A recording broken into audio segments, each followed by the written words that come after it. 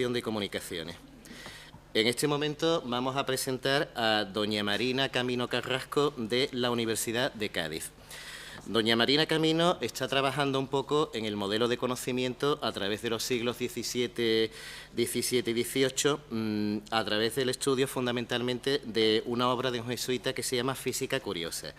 Entonces, a partir de allí, ella quiso contrastar con otras fuentes y descubrió un poco toda la temática y toda la problemática de la Philosophical Transaction, que, como todos sabemos, es la publicación de la Royal Society iniciada a finales del siglo XVII. Entonces, a partir de ahí, pues ha desarrollado un poco el tema y, fruto de todo este trabajo, nos va a hablar de la imagen de los no europeos en la Philosophical Transaction, 1750-1800. Me cabe el placer de ceder la palabra a doña Marina Camino.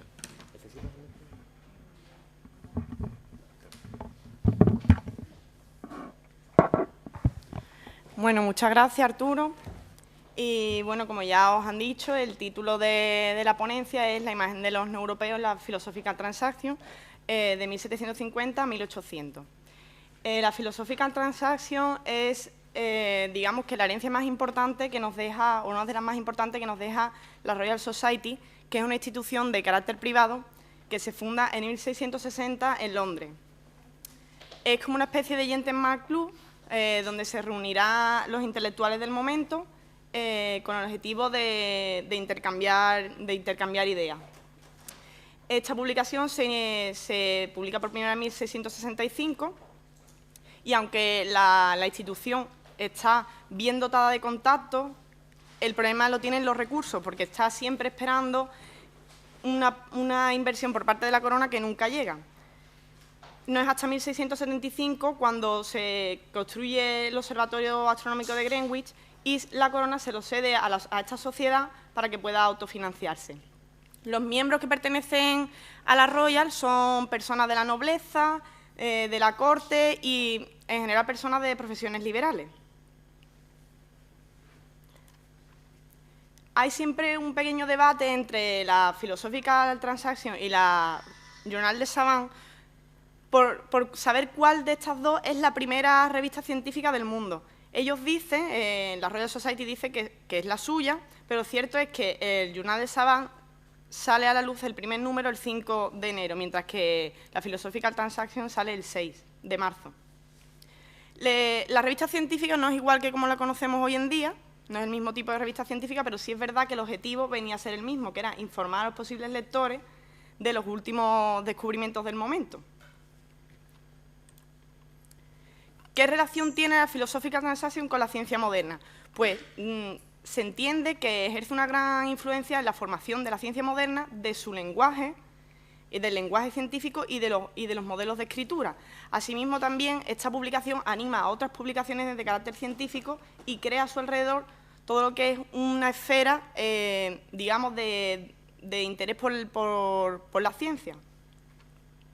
Todo esto, el nacimiento de esta ciencia moderna, que se vincula también al Philosophical Transaction, no se entiende si no es dentro de un contexto de cambios sociales, económicos, culturales y políticos. Pero es verdad que no podemos pensar que la Philosophical Transaction supone una ruptura total con lo que era la ciencia anterior, un modelo de ciencia barroca, sino que en sus primeros años vemos como la Philosophical aún tiene, o la Royal Society en general, aún tiene interés por temas propios de la ciencia barroca, como son lo extraño, lo maravilloso, lo que se sale fuera de lo común. De hecho, en el libro de William Hunter, en el capítulo 4, vemos como resalta que uno de los aspectos que más importaban o que más sobresalían de la Royal Society era ese museo depósito que tenía a modo de la Wunderkammer. De hecho, una de las publicaciones más prestigiosas que hicieron fue este catálogo, que viene a recopilar toda esa colección de objetos extraños.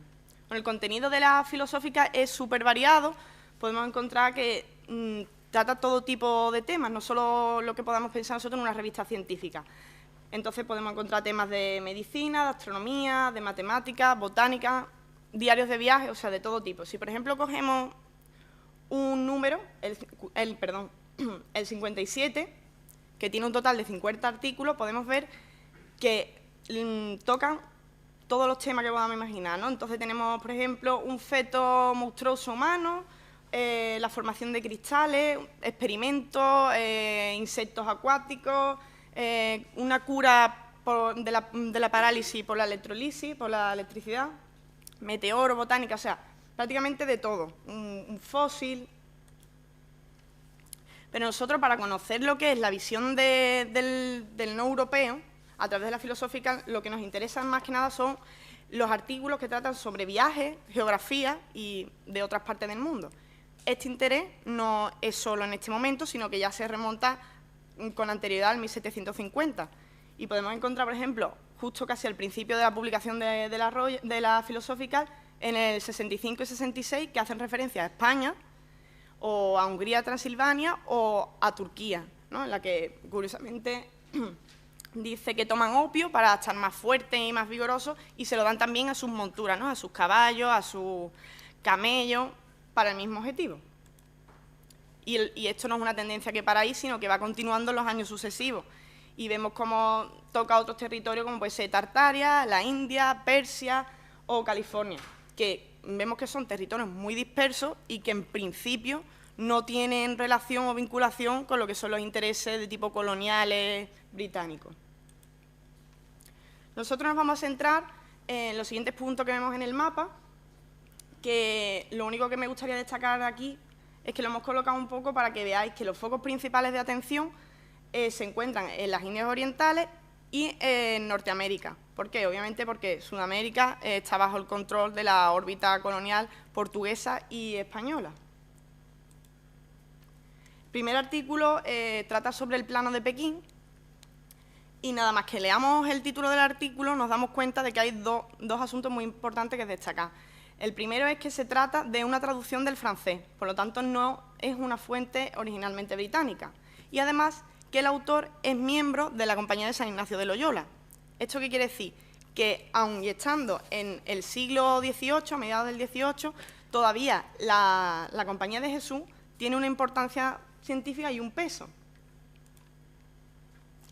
Y es que tengamos en cuenta que la Orden de Jesús, los jesuitas se encuentran en China, en la corte china, ya a finales del siglo XVI y principios del XVII, ejerciendo como traductores, como intérpretes o como técnicos especializados, creando cañones, relojes y otros objetos, con el objetivo de alcanzar la gran empresa que ya sabemos todos que se resume en convertir al emperador chino al catolicismo y con él pues a todo ese contingente humano, a toda esa población tan incalculable. Y le debemos a los jesuitas, aunque no lo consiguieron, pero su presencia continuada en este territorio supuso una información fiable del mismo.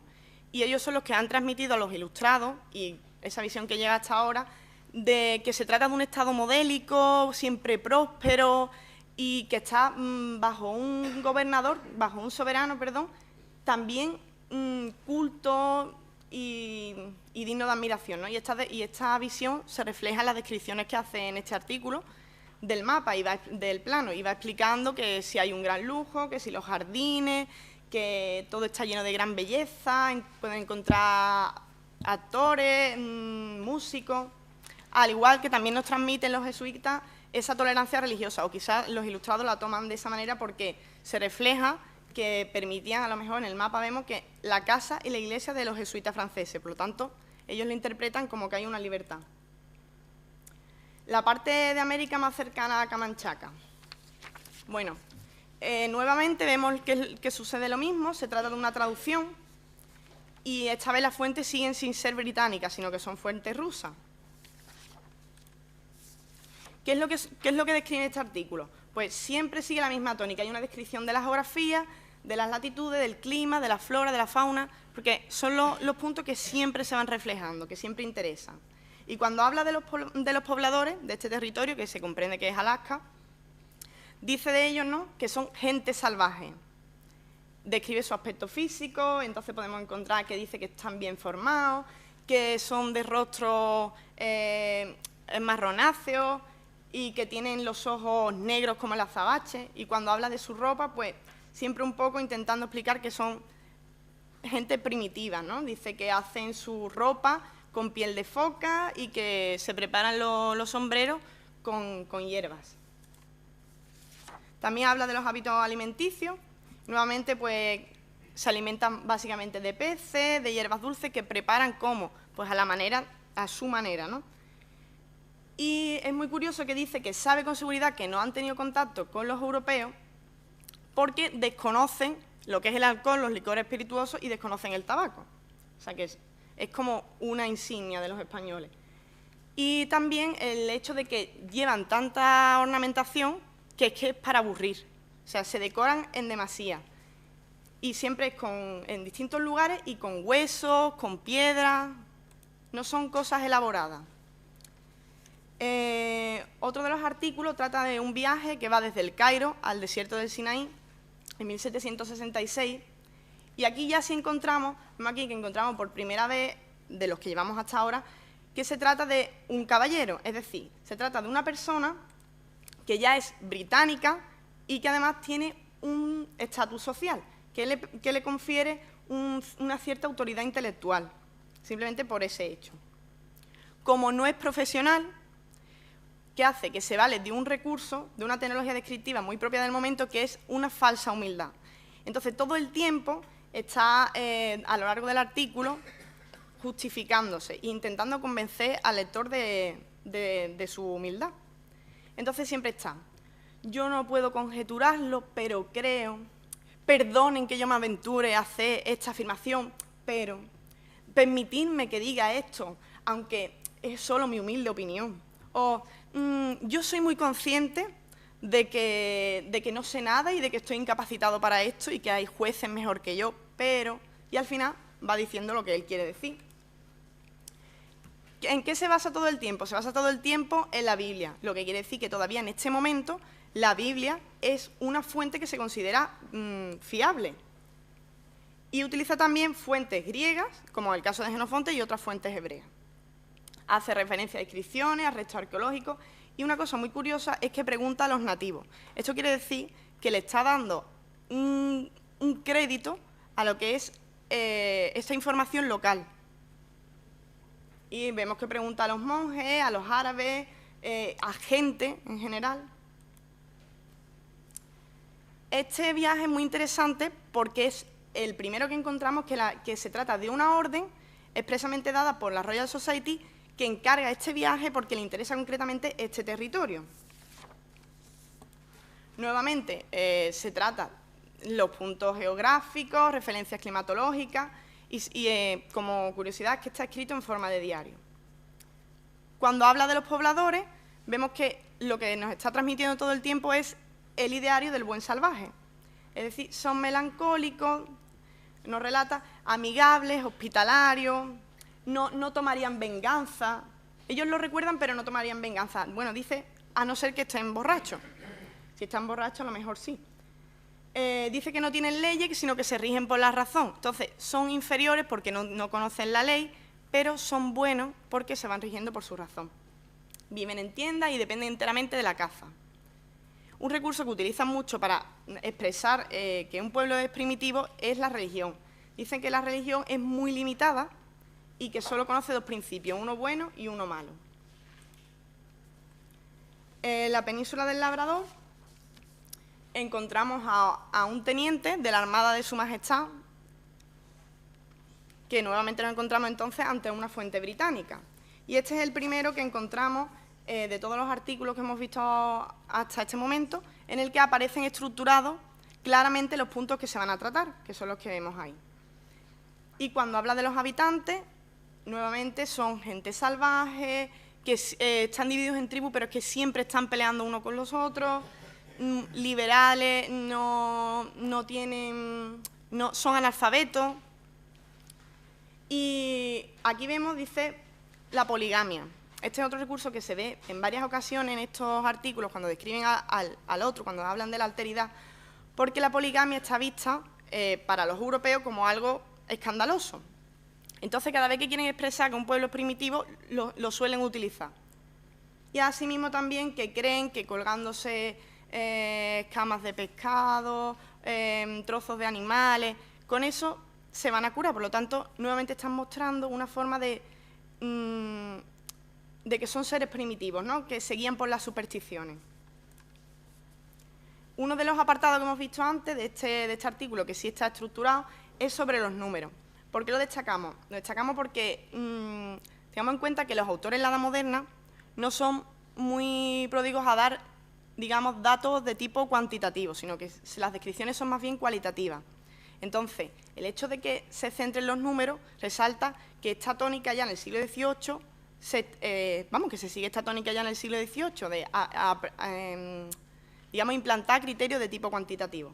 Un ejemplo lo tenemos en el Conde Buffon, que todos conocemos, que en el siglo XVIII coja a un recién nacido y durante 17 años está tomando medidas y pesos del niño. Y este tipo de interés numeral, digamos, cuantitativo, se extiende al resto de materias. Sudáfrica. Bueno, Sudáfrica es un territorio, bueno, ahora nos encontramos otra vez con una fuente que no es británica, sino que se trata otra vez de una fuente extranjera, sueca, y que se encuentra en un territorio en la colonia, de la órbita de las colonias holandesas. Vemos aquí, a la derecha, un pájaro, y es que es de las pocas láminas que podemos encontrar, y mucho menos de las pocas láminas que no se trate de un mapa o de un plano. Este territorio realmente no interesa, o sea, África no es un territorio que interesa, sino que es un sitio salvaje, en el que de lo único que podemos hablar, porque es un territorio totalmente incivilizado, es de los animales y de las plantas. De ahí que el artículo prácticamente completo se centre en el descubrimiento de este pájaro, de este cuco. ¿Por qué? Hay un interés meramente estratégico que se empieza a vislumbrar aquí y que se verá, digamos, cumplido cuando se convierta Sudáfrica en una colonia inglesa con las guerras napoleónicas. El Tíbet. Este artículo es muy interesante porque vemos que hay dos autores. Por una parte tenemos a un caballero y en segundo lugar vemos al Taisho Lama. Taisho Lama, por supuesto, en segundo lugar, porque no va a firmar primero un chino. Entonces, el Taisho Lama, tengamos en cuenta que es la segunda autoridad en el Tíbet. La primera es el Dalai Lama y la segunda es el Taisho Lama, que el Taisho Lama es, digamos, el jefe espiritual y de gobierno en estos momentos, mientras que el Dalai Lama es menor de edad, porque es el Taisho Lama el que lo descubre, ¿vale? Y hasta su mayoría de edad es el que se encarga de todo. No se trata ni siquiera de una fuente directa en el sentido de que este caballero conozca los hechos, sino que se basa, y es lo que vemos aquí abajo, en unas cartas y unos escritos de este señor que se llama Mr. Babel, que le llegan las cartas a él y él dice, bueno, yo creo que este señor va a hacer sus observaciones y va a publicar en algún momento lo que ha descubierto, pero yo por mi parte, con las cartas que tengo, voy a contar lo que buenamente recuerdo. Tengamos en cuenta que, como bien dice el autor, este caballero prácticamente no se conocía nada de este territorio. Dice que era un territorio hasta ahora inexplorado por los europeos. Sí se conocía el nombre, el Tíbet, pero no se conocía nada de él. No es hasta que los jesuitas, que ya sabemos que estaban en ese territorio, empiezan a hacer descripciones más fiables sobre el mismo, ¿no? Y tenemos la obra de este jesuita francés, que fue traducida en varios idiomas. Cuando habla de los habitantes, pues nuevamente que habla de que son un pueblo guerreros, que son adictos a los licores espirituosos, otra vez el alcohol, pero que son gente con un carácter templado y que socialmente, los que se encuentran en una posición social más elevada, tienen una buena conversación. O sea, que no son del todo bárbaros, ¿no? Cuando habla de la ropa sí que ya vemos otra vez ese interés por demostrar que son una cultura más primitiva, porque dice que se visten con pieles, o sea, visten sin manufacturar. Y cuando hay personas con más poder adquisitivo sí que compran sedas a los chinos o sí que compran ropa, digamos, a los europeos. Bueno, vemos que nuevamente saluda otra vez a la religión para mostrar que son gente inferior, que dice solo pronuncia palabras, o sea, su religión no es oraciones como las nuestras, bien estructuradas, sino que es a un. O sea, ellos lo que ven es a este hombre así y que no tiene más, no es una religión civilizada, como puede ser el catolicismo o el protestantismo, desde su punto de vista, y que tienen maneras repugnantes, que como son ya no solo la poligamia, sino el hecho de que un hermano puede casarse, varios hermanos, con la misma mujer. y dejan a sus muertos para que los devoren a las fieras. Bueno, vemos que hay otros viajes como Sumatra, nuevamente intereses en los metales, simplemente intereses económicos y coloniales. Nuevamente otra vez el recurso de la religión, de la poligamia y mucho el tema del canibalismo. Siempre es una forma de alarmar a los europeos.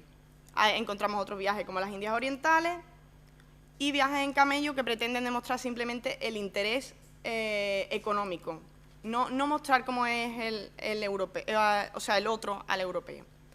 ¿Qué conclusiones hemos llegado? Bueno, pues los autores, las fuentes son muy dispersas y podemos encontrar, ya hemos visto, fuentes francesas, fuentes suecas, fuentes rusas, pero eminentemente siempre británicas. Y que suelen ser no profesionales, como ellos mismos se describen, son caballeros o gentlemen, que consiguen su credibilidad por esa posición social. Y se valen para ello, para una mayor credibilidad de esa falsa humildad de la que hemos hablado antes. Las motivaciones son normalmente personales, excepto la que hemos dicho antes, de que es un encargo directo. Y los artículos que se publican son lugares que tengan un interés, digamos, económico, comercial o colonial para Gran Bretaña. En esta línea pues, destacamos el último que hemos visto, que es el del viaje en camello, que directamente es que no interesa a los pobladores, lo que interesa es si la viabilidad o no del uso de los camellos.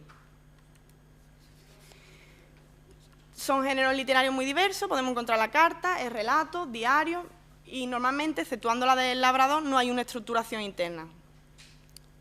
Siempre es el relato, digamos, es una narración que es tosca, que está siempre desnuda de metáforas o de ningún tipo de recurso estilístico, que es muy en la línea descriptiva del siglo XVIII. El aparato visual, como hemos visto, es casi inexistente y lo que encontramos sobre todo son planos y mapas que interesan nuevamente por lo mismo, por el fin comercial o colonial o estratégico. No hay un interés, para finalizar, no hay un interés especial en mostrar, digamos, una barbarie, pero sí un poco que son pobladores primitivos. O sea, es mirar la alteridad por encima. Mostrarla como seres inferiores culturalmente a través de relatos de una religión inferior que no está bien estructurada, unas costumbres salvajes que van desde la poligamia hasta el canibalismo, a no vestir con manufacturas elaboradas, no cocinar la comida y comer cosas crudas. Y ese tipo de cosas son los recursos que siempre van utilizando para mostrar cómo el otro quizás no es bárbaro, pero sí es inferior. Muchas gracias.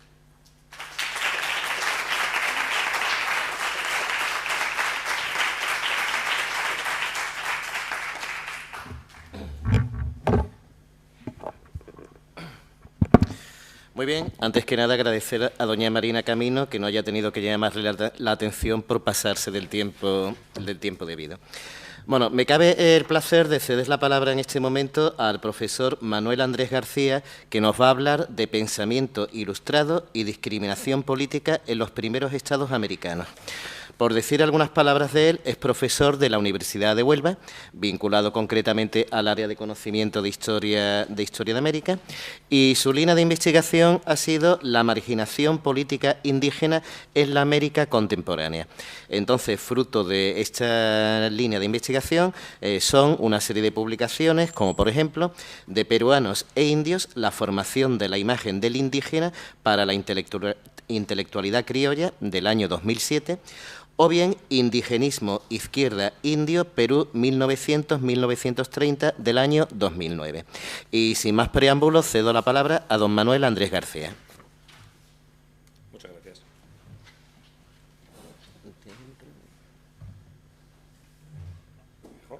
No, como quieras, como que...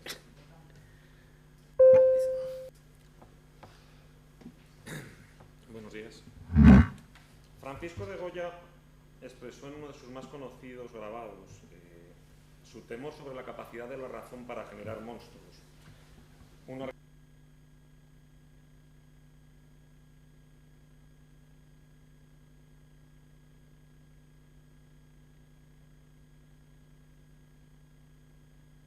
como la ilustración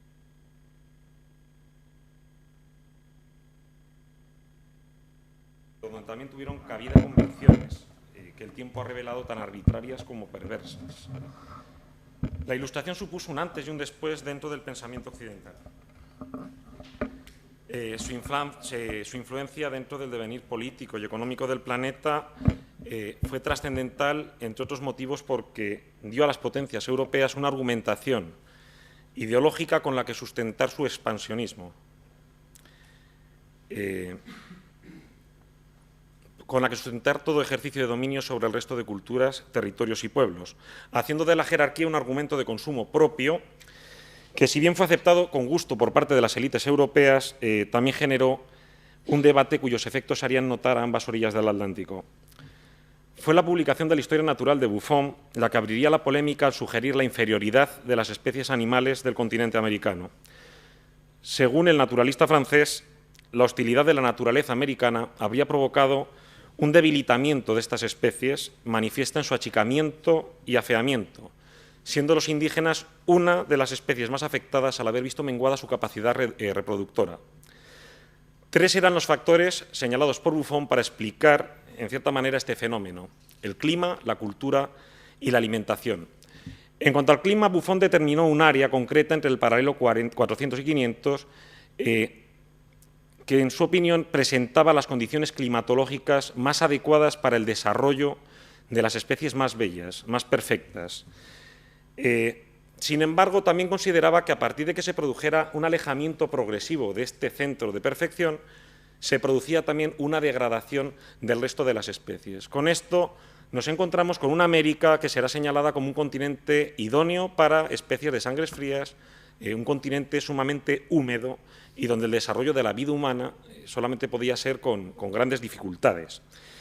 Esto, unido por otro lado a la visión que Europa tenía de sí misma y de su cultura como una cultura superior en comparación a las del resto del mundo y en detrimento, podríamos decir, de todas aquellas con las que se comparasen, lo que generará será una imagen de América o de una América poblada por sociedades de salvajes dominados por sus pasiones y por sus impulsos, y por salvajes que casi podríamos decir que en algunos casos se recalcará más su carácter animal que el humano.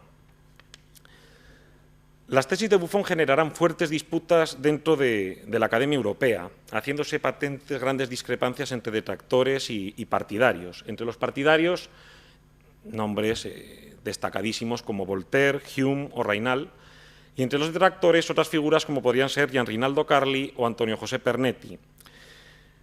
Un detalle que no deja de ser una curiosidad.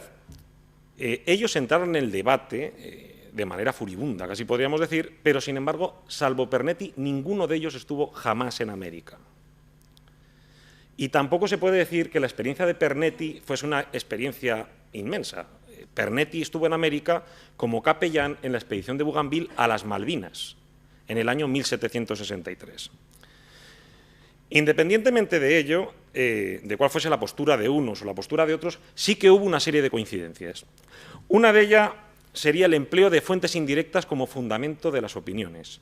Entre estas, las más destacadas serían distintas cartas de viajes y relaciones, algunas de las más conocidas, las que surgieron de la expedición geodésica hispano-francesa. Estamos hablando de la relación de la Condamine o de las relaciones que surgieron de Jorge Juan y de Antonio de Ulloa. Esta expedición cubrió con creces sus objetivos, pero además surtió también de una gran cantidad de información que alimentó polémicas, discusiones e investigaciones en los foros académicos europeos durante décadas. Sin embargo, también trajo consigo otro elemento más, y fue particularmente el crear una imagen por extensión del indio como un ser estúpido e incapaz, y también, como contrapeso, el señalar la grandeza de algunas de las culturas precolombinas, como por ejemplo las incaicas. Las coincidencias entre partidarios y detractores de Buffon no quedarán frenadas ahí. Otro elemento en el que confluirán será en cuál será el factor de análisis a partir del cual generarán sus opiniones. No será otro más que su propio criterio. Con esto que estamos diciendo, que todos aquellos elementos y peculiaridades sobre las cuales se va a conformar la imagen del aborigen americano se va a deber a factores totalmente subjetivos, en los cuales además habrá un descarte de todas aquellas fuentes que pudieran ser contradictorias con respecto a lo que ellos sostenían. Entre otros, estamos hablando de fuentes coloniales como podrían ser la historia natural y moral de las Indias de José de Acosta, ¿sí? Pero que, sin embargo, van a generar en todo lo que será el imaginario europeo ese icono del salvaje marcado por la ferocidad, por la indolencia y por la estupidez. Uno de los más destacados partidarios de la inferioridad americana será el neerlandés Cornelius de Pauw, cuyas tesis, recogidas en su Recherches philosophiques sur les Américains, avivaron el debate a ambos lados del océano. El motivo será la interpretación tan radical que el clérigo holandés hará de las teorías bufonianas sobre la influencia del medio en la evolución de las especies. Antonello Gerbi, probablemente el autor que mejor ha sabido recoger todo este gran debate ilustrado en torno al indio, describía a la perfección los motivos por los cuales se daba esta oposición contra de Pauw y cómo podemos hablar de una radicalización. Mientras Buffon incidirá sobre todo en la inmadurez y la inexperiencia del indígena, de Pauw, sin embargo, incidirá en un aspecto que era mucho más controvertido, puesto que él habla ya de la degeneración de las especies americanas, incluyendo al indio, sí, sin subrayar en todo caso una causa definida que explicase el porqué de esa degeneración, al punto que nos vamos a encontrar que tan pronto habla de causas climatológicas como supuestas catástrofes naturales. Entre las catástrofes naturales estaríamos hablando incluso de un supuesto diluvio. Podríamos irnos incluso a las fuentes bíblicas. De Pauw se encargó de presentar como muestra de degradación lo que para cualquier otro observador habría sido simple y llanamente un ejemplo de diferencia, de diversidad.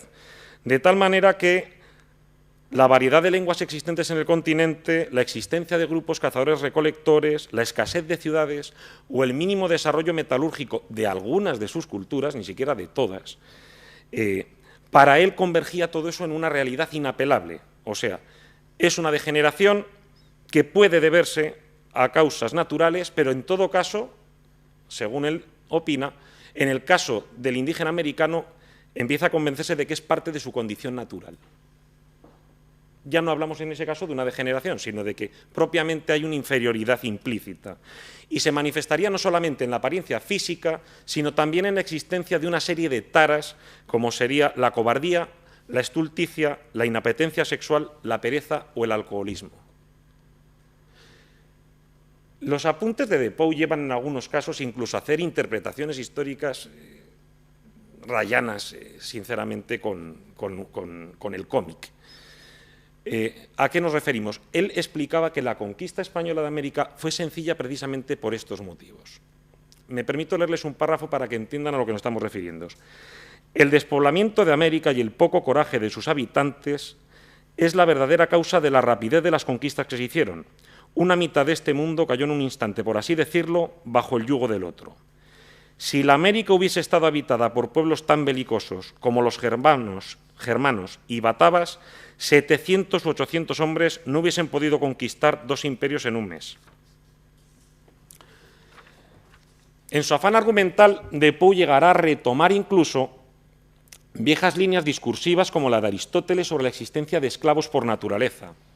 Una visión, además, que podría enramarse, en cierto modo, hasta en 2 imágenes enfrentadas, que serían la del indio como niño, o sea, como el ser débil, digno de protección, y la del indio como salvaje, la del indio como animal no político, el lenguaje aristotélico, que paradójicamente sí que coincide en un elemento, y es en la consideración del indígena como inferior, ya sea para ejercer su tutela o bien para justificar su explotación.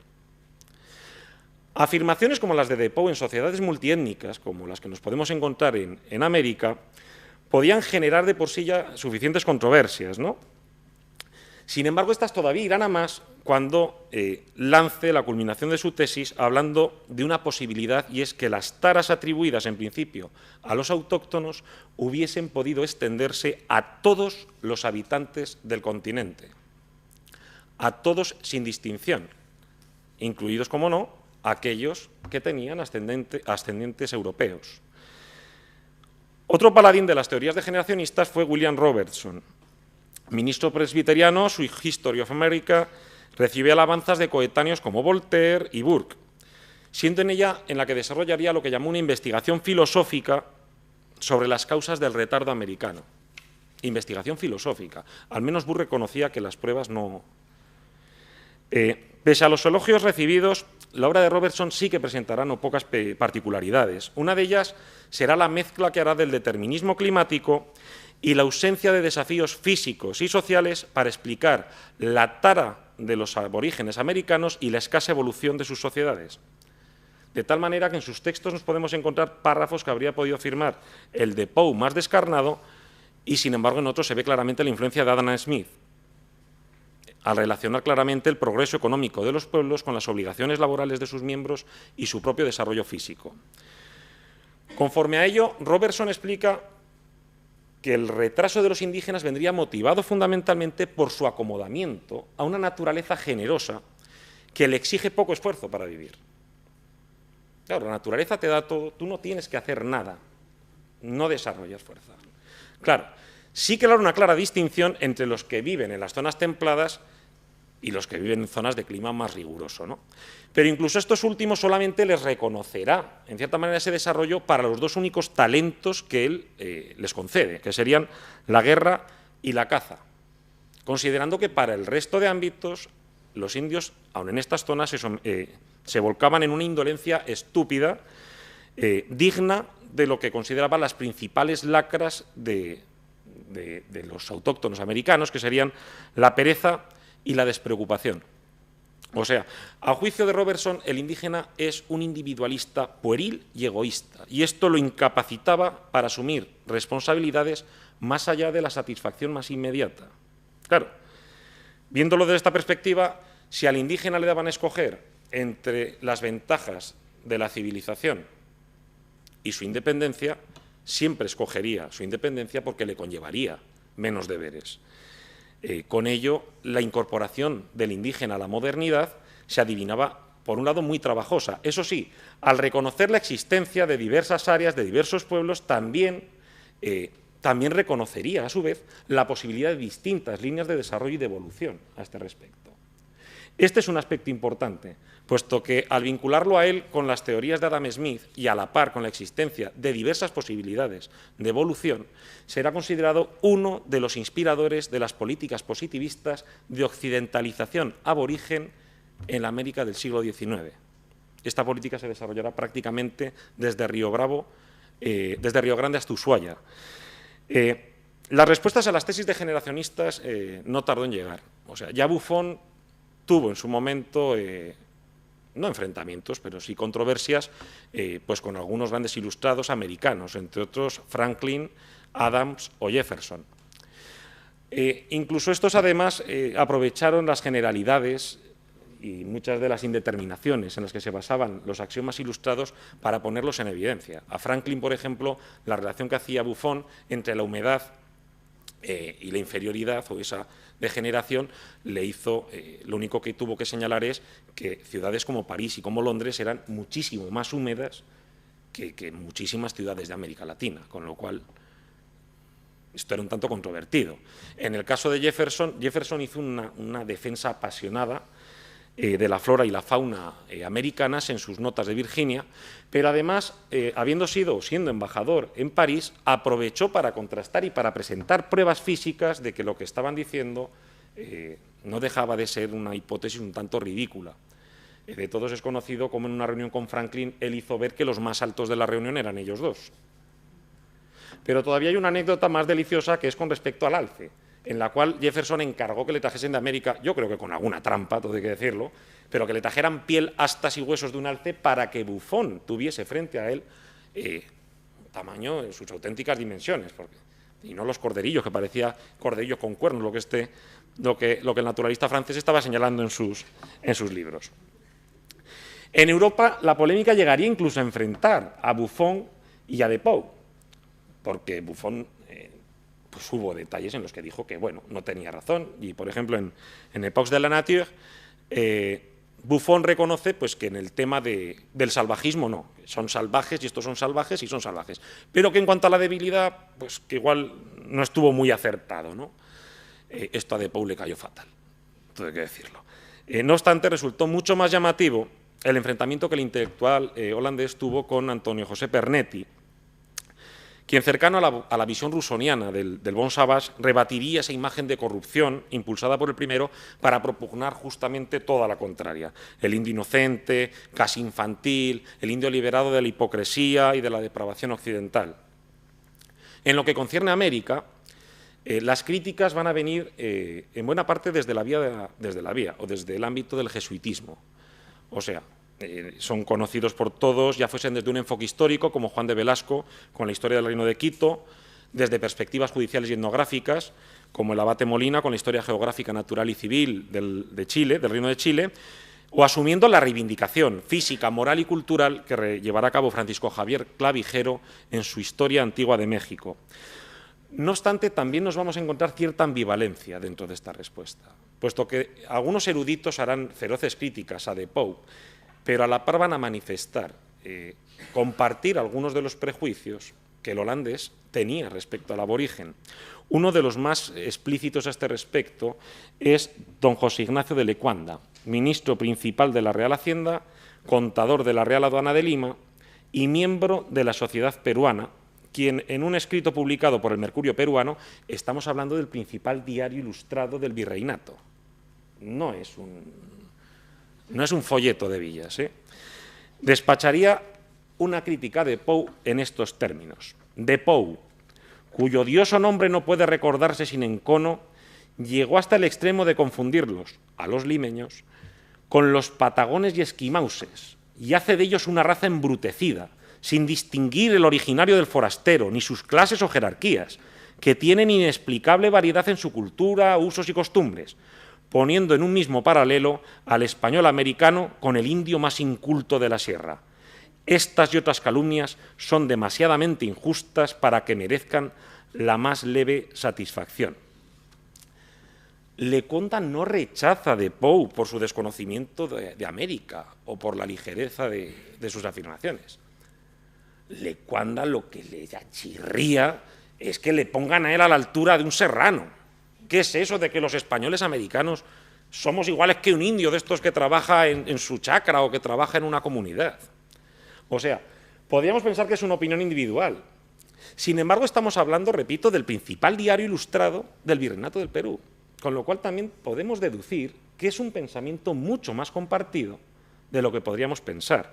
O sea, que hay una visión muy clara por parte de esta intelectualidad criolla en el que las taras y carencias que De Pauw había hecho generales, estos no las consideraban generalizadas, pero sí asumían que el indio las poseía. Y de esta manera la imagen que ellos tienen del indio está marcada por la debilidad, el automatismo y la estupidez. Ojo, no quedará en esto, porque con la rebelión de Tupac Amaru, cuando la sociedad colonial tambalee, cuando se piense que va a haber un holocausto blanco, se suma otro elemento más, que va a ser la violencia. Y con la violencia, el miedo. Un miedo que se hará patente en el mundo andino, en la conformación de las repúblicas y en la generación de los proyectos nacionales, pero también en el caribeño a raíz de la revuelta esclava de Haití. En un caso será con el indio, en el otro será con el negro. Las contradicciones del liberalismo con respecto a todo esto serán ya visibles prácticamente desde la época de los libertadores. No es extraño, estamos hablando de unas élites criollas que están bebiendo de este tipo de prejuicios, por lógica tiene que afectar a quienes protagonizarán el proceso. Bolívar y San Martín, ya sea por sus vivencias personales o por los muchos problemas que tuvieron en sus respectivos entornos, encarnarían muy bien las distintas posturas existentes dentro de los grupos de poder criollos a este respecto. En el caso de Bolívar, incluso el cambio de perspectiva conforme tenga mayores experiencias. Evidentemente, no parten del mismo punto. O sea, don Simón Bolívar pertenecía a la aristocracia mantuana, mientras que don José de San Martín era muchísimo más humilde. Don Simón Bolívar vivió siempre rodeado de riqueza, de lujo y era un bon vivant en muchos aspectos. Don José de San Martín, digamos que se tuvo que ir con su familia, a la edad de 11 años, tuvo que partir para España. Bolívar se crió viajando buena parte de su vida, bebiendo de las fuentes ilustradas de manera directa, asistiendo a algunos de los principales acontecimientos que se dieron en Europa en aquellos momentos, mientras que San Martín tuvo que hacer carrera militar en España, desde los 11 años hasta que se fue a América. O sea, él estuvo como militar profesional durante las guerras de independencia y en la guerra del Rosellón. O sea, lo que llegó a Argentina fue un militar profesional. ¿Qué queremos decir con esto? San Martín no es que ignorase en absoluto las ideas ilustradas. Es más, era miembro de la masonería y tenía un claro acceso a las mismas. Pero evidentemente no tenía el mismo punto de partida que el que pudiera tener el libertador venezolano. En lo concerniente a la ilustración vemos que los puntos son distintos. En lo concerniente al indígena, pues igual. ¿Qué contacto puede tener con el indio un miembro de la aristocracia mantuana? Pues escaso. Sin embargo, San Martín nació en Yapeyú, en Misiones. Yapeyú es una zona, por aquel entonces, donde la mayoría de la población... Bueno, los criollos eran escasos, imagínense los europeos. O sea, lo que había ahí sobre todo eran guaraníes. Claro, se puede decir, pero se va a los 11 años, tampoco es que esto tal... Hombre, tendríamos que contar posiblemente los recuerdos de familia, pero en ese caso con San Martín tendríamos que hablar de lo que son los actos que desarrolla una vez que está en Argentina. Y sí que se ve que en absoluto tiene una imagen preconcebida y mucho menos de inferioridad por parte del indígena. Ni se ve claramente en sus decisiones militares, se ve claramente en las decisiones de gobierno, se ve claramente en sus disposiciones legislativas. O sea, San Martín, por ejemplo, frente a la idea de la debilidad indígena, el primer regimiento militar que monta, él pide que haya 300 jinetes del Yapeyú. Era el regimiento de granaderos a caballo, porque sabía de la tradición caballar que había en ese territorio. ¿Sí? Frente a la imagen de Depou, de la estupidez indígena y de las culturas precolombinas que no valían nada, San Martín se preocupó mucho por intentar la reedición de los comentarios reales de Garcilaso. Y frente a esa imagen de estupidez, con la que también había sido condenado el indígena, San Martín en todo momento procuró tener un trato de igualdad con los líderes indígenas. Un buen ejemplo fue además los tratos a los que llegó con los indios pehuenches para poder asegurar el paso por los Andes. Todas estas decisiones no son anecdóticas, todas tenían un trasfondo estratégico. O sea, la creación del regimiento de granaderos a caballo o las conversaciones con los indios pehuenches lo que demostraba es que San Martín tenía una imagen de igualdad, de equidad, pero no solo en los derechos sino en los deberes y en las exigencias. O sea, si había de haber una independencia, había de ser exigiendo a todos por igual, a todos y cada uno, blancos, negros, criollos, mestizos o mulatos. Es más, las fuerzas de San Martín siempre se caracterizaron por ser multiétnicas. Esto no es una cuestión menor, entre otros motivos, porque la historiografía mitrista, o sea, la historiografía oficial argentina del siglo XIX, las conversaciones de San Martín con los indios pehuenches las vendieron durante mucho tiempo como una argucia del general ante una traición segura. Cualquier cosa era válida antes de reconocer que quien es considerado el padre de la patria lo que tenía era una idea de equidad en el trato con aquellos que estos consideraban inferiores. Con respecto al tema de los comentarios reales, el propósito de San Martín es sutil, es muy fino y va mucho más allá del enaltecimiento de los naturales del continente. San Martín, viendo propiamente la importancia que puede tener la historia y su estudio, lo que pretende con ello es poner la base de una historia común americana. A lo largo de la independencia, los españoles van a ser identificados en muchos casos con los conquistadores y los liberales, los independentistas, se llamarán a sí mismos los hijos de las culturas precolombinas, ¿no? San Martín con esto lo que pretende es poner el germen de un sentimiento identitario colectivo, que incluya a indios y que incluya a blancos. Y esto se va a ver además incluso en sus disposiciones legislativas. Va a ser muy evidente cuando llegue a Perú, cuando su primera disposición, y el resto hará que se publique no en castellano, sino en castellano, en quichua y aymara. Pero llegará incluso al aspecto terminológico, llegando a hacer una disposición en la que prohíba que a los indios se les llame indios o naturales, sino que se les tiene que llamar peruanos, como ciudadanos que son del Perú. El caso de Bolívar es muy distinto. O sea, repito, su contacto con los indígenas es nulo, con lo cual él lo que se crea es una imagen idílica. O sea, Rousseau va a ser una influencia inmensa dentro del libertador venezolano y Y esto le traerá muchísimos problemas, sobre todo cuando tenga que enfrentarse a los indios. Porque las guerras de independencia americanas no son de españoles y americanos, son guerras civiles, y en ellas también va a haber contingentes indígenas que serán realistas. Y la campaña contra los pastusos fue tremenda, fue durísima, cruel y llena de muerte. Y esto hará que el Bolívar, admirador del indígena puro, del indígena bueno, tal ping-pong, a don Francisco de Paula y Santander le recomiende el exterminio de todos ellos, pues donde hay un pastuso hay un enemigo. No se queda solamente en un elemento anecdótico. O sea, Bolívar, por ejemplo, fue siempre muy remiso a surtir o a proveer a las montoneras indígenas con armas de fuego, porque temía que una vez con las armas de fuego pudieran rebelarse.